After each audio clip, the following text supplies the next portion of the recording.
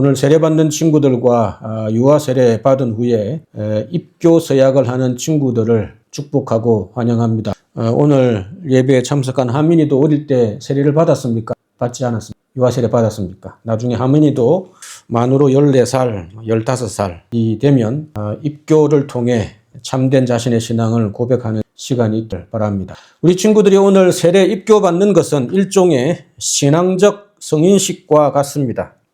이제부터 한 사람의 인격체로 인정받고 교회의 정식 교인이 되는 것이기 때문입니다. 누가복음 2장 42절에 보시면 12살 된 청소년이 된 예수님께서 예루살렘 성전에 올라갔다라는 기록이 유일하게 청소년기의 기록이 유일하게 남아 있습니다.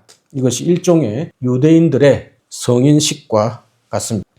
그래서 오늘은 세례와 입교 서약문에 담겨 있는 저희들이 만드는 서약문입니다. 세례와 입교 서약문에 담겨 있는 뜻을 조금 더 정확하게 설명드리는 것으로 메시지를 대신하려 합니다. 그러면 오늘 메시지는 다른 성도님들에게 필요가 없을까요? 그렇지는 않습니다. 우리 모두에게 오늘 메시지는 귀한 도전이 될 수 있기 때문입니다. 일종의 건강한 신앙의 최소한의 지침을 알려주고 있기 때문입니다. 성도님들께서 서약문을 보시면 아시겠지만 단순한 신앙 고백이 아님을 알게 될 것입니다. 첫 번째 내용들은 나의 신앙에 대한 고백이지만 그 외에 나머지 5개는 우리의 공부, 직업, 가정, 결혼, 물질, 교회 공동체 이런 여러 가지 중요한 부분에 대한 최소한의 방향을 앞으로의 신앙생활의 방향을 제시하고 있기 때문입니다.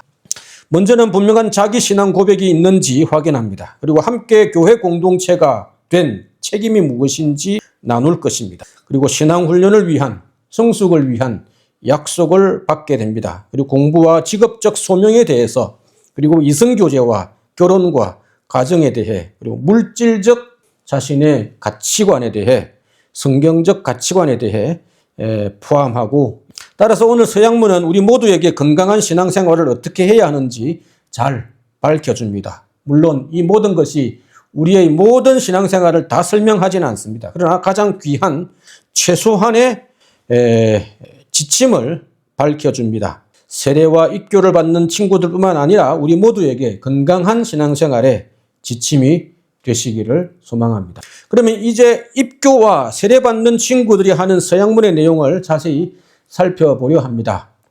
첫 번째는 나의 신앙에 대한 고백에 대한 서약입니다. 내용을 보시면 나는 자신이 하나님의 죄인됨을 하나님 앞에서 죄인됨을 고백하고 예수 그리스도만이 나의 유일한 죄를 대속하시는 구원자이심을 믿고 그리고 자기 인생을 지금까지 내가 나의 주인으로 살아왔다면 내 인생의 주인의 자리를 예수님께 내어드리고 평생 그분의 말씀에 순종하며 살기로 서약하게 될 것입니다.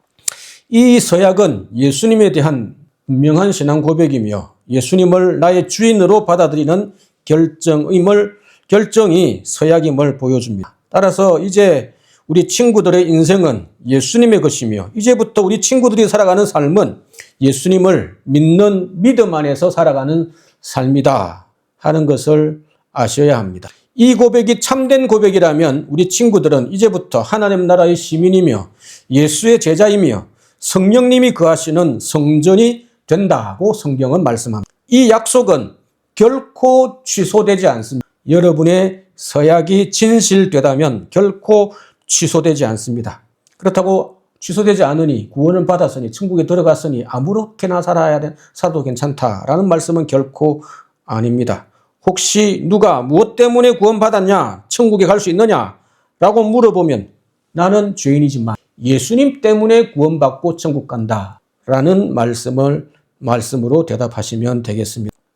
여러분이 받는 세례와 입교는 부모님이나 다른 사람의 강요가 아닌 자기 스스로의 선택에 따른 신앙 고백이어야 합니다. 따라서 이 결정에는 단순한 고백에만 끝나는 것이 아니라 책임도 여러분의 선택이기 때문에 여러분에게 주어지는 책임도 함께 따른다는 것을 알아야 합니다. 그러면 이 서약에 따르는 책임이 무엇인지 살펴보겠습니다. 두 번째로는 교회 공동체에 대한 책임입니다. 이 서약은 이 내용입니다. 나는 교회가 하나님께서 허락하신 영적인 가족임을 믿으며 성도의 교제와 섬김에 힘쓰기로 서약하고, 특히 이사나 진학이나 취업 등의 이유로 본 교회를 떠나게 될 경우 자기 마음대로 신앙생활을 중단하지 않고 목회자에게 알려 새로운 거주지에 건강한 교회에 등록하여 신앙을 이어갈 것을 약속하는 서약입니다. 예수님을 믿기로 신앙을 고백하고 세례교인이 되면 교인으로서 속속한 교회 공동체에 대한 책임이 이어지기 때문입니다. 교회는 하나님께서 허락하신 영적인 가족입니다. 물론 이 땅의 가족이 더 먼저인 것은 분명한 사실입니다.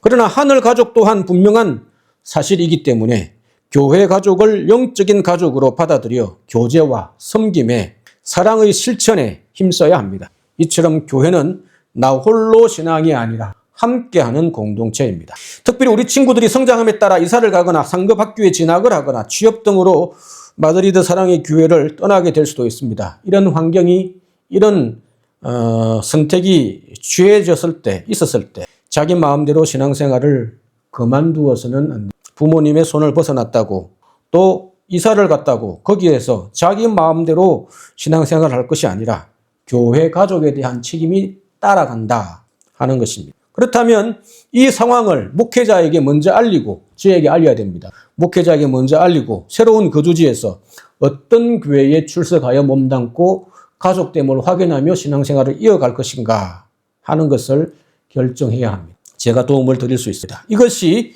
영적 가족된 우리 모두의 건강한 책임입니다. 그 다음은 어떤 신앙적 책임이 따를까요? 신앙의 모임과 성숙에 대한 책임이 따라옵니다. 이 서약은 주일 예배를 소중히 여기고 공동체 모임에 성실히 참여하고 개인의 신앙을 위해 말씀을 읽고 기도의 자리를 지키며 교회가 제공하는 양육과 훈련에 성실하게 참여하여 장성한 분량까지 자라가기로 서약하는 내용입니다.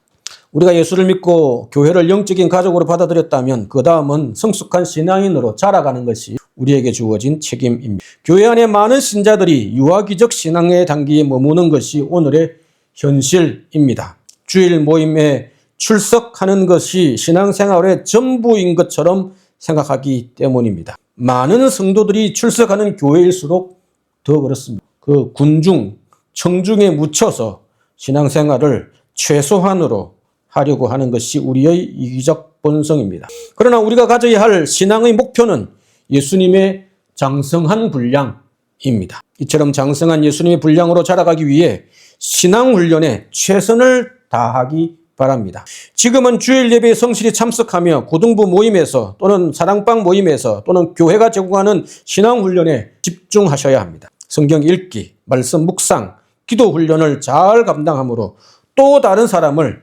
예수님께로 인도하는 자립적인 예수의 제자로 성장하시는 여러분 되기를 소망합니다.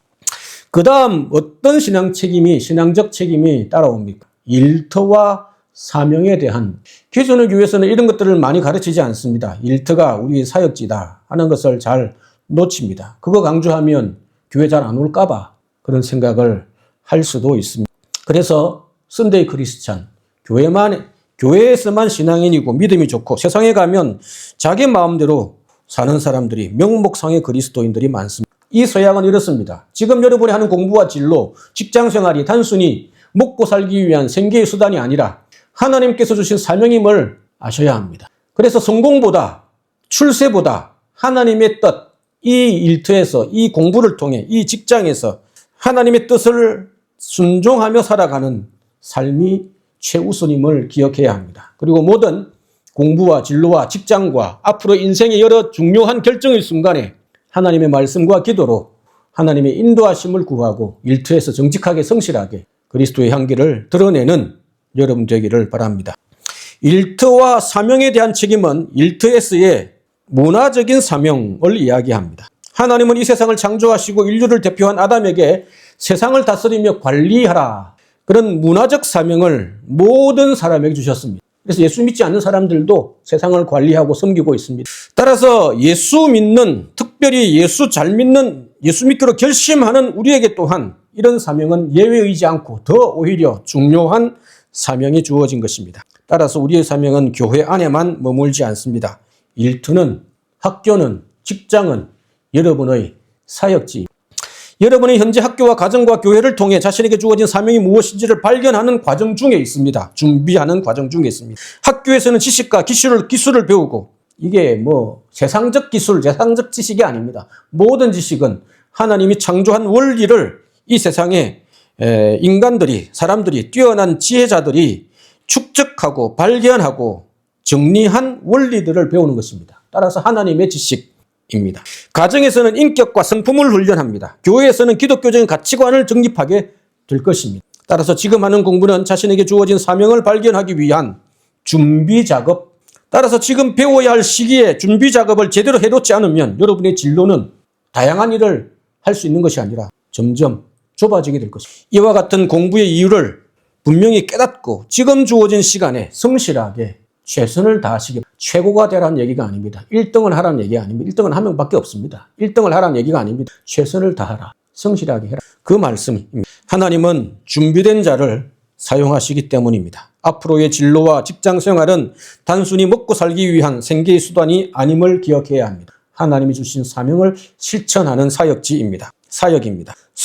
따라서 성공을 위해 살지 않고 우리를 향한 하나님의 뜻을 세상에 펼치시는 여러분 되기를 소망합니다. 이처럼 예수 믿는 결정은 여러분의 미래의 가정과 일터와 교회에서 여러분의 삶에 영향을 미치게 될 것입니다. 예수를 제대로 믿으면 그렇습니다. 그리고 그 어떤 종교와 윤리와 과학의 가르침보다도 경쟁력 있는 삶을 여러분에게 제공할 것을 저는 믿습니다. 그 다음 어떤 신앙적 책임이 따를까요?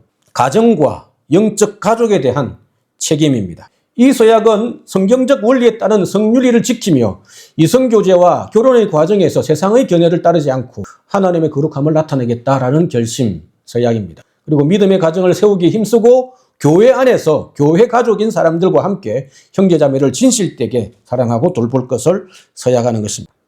이 가정은 가정과 지체들을 위한 우리의 책임입니다. 하나님은 교회보다 가정을 먼저 세우셨습니다. 너무나 놀라운 것입니다. 물론 어떤 그 에덴 동산에서 아담과 하와를 교회로 보기도 하고 성전으로 보기도 하고 여러 가지 원리에 따라서 다르게 설명하지만 그러나 명시적으로 문자적으로 먼저 말씀하는 것은 세우는 것은 가정입니다. 가정은 우연히 나타난 세계가 생겨난 것이 아닙니다.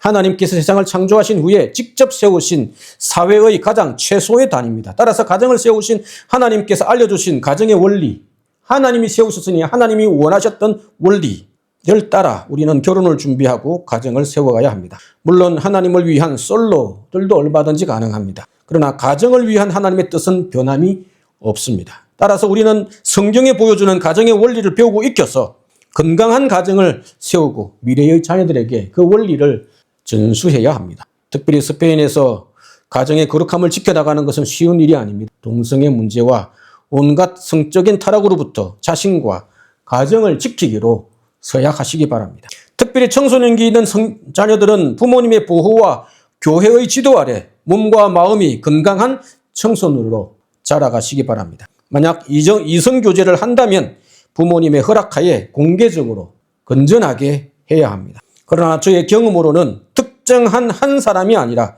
주변의 모든 사람, 가족, 친구, 교회 성도님들, 다른 학교의 친구들과 건강하게 관계할 줄 아는 훈련이 더 중요하구나 하는 것을 말씀을 드립니다. 이런 인간관계에서 잘 준비된 사람에게 하나님은 가장 적절하고 좋은 배우자를 붙여주실 것을, 또한 영적인 가족인 교회 지체를 소중히 여기며 함께 건강한 공동체를 만들어가기로 결심하셔야 합니다. 서약하는 것입니다. 청소년기에 여러분들은 다니엘의 새 친구들과 함께 어떤 친구들에겐 좋은 형이 되고 동생이 되고 좋은 언니와 동생이 되시기를 바랍니다. 그 다음 어떤 신앙적 책임이 따를까요? 마지막입니다. 소유와 나눔에 대한 책임, 그리스도인이 가져야 할 물질관에 대한 내용.